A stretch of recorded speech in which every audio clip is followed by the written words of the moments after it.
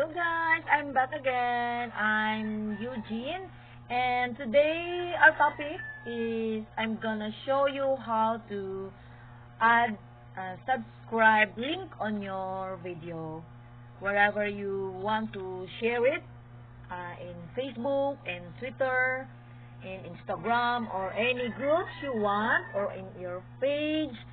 And of course we need more subscribers to get, so we need to put the words at the end of our video link, and I will show you now how. So we will start. I click on YouTube example in my account. So this is me. I will click this and show my channel. And then, for example, I will choose here what video I want to share in my Facebook. So, example, this one. How much my AFAM LDR send monthly for me. So, I will click this, share, and then I copy link. This one. So, I already copied. Then, I will go to my Facebook account. So, this is me again.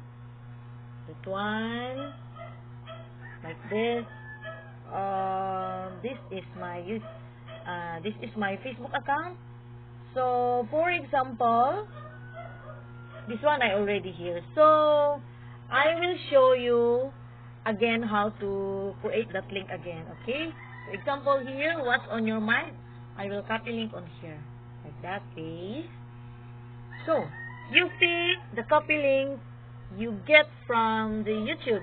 So, you will add these words. Question mark, then sub, then underscore, then confirmation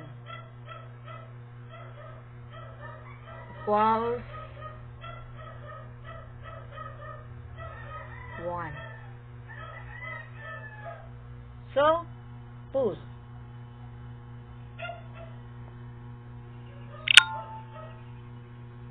So, this guy, at this time, so when your friend see your share videos in your timeline and they want to watch this, when they click this one, and then they can see that the subscribe link first. So it will ask that subscribe. So you can watch the video unless you subscribe. So be forced to subscribe first before they can watch your video. So again, then wherever you share your YouTube videos, then you add these words. Okay guys, so that's it, and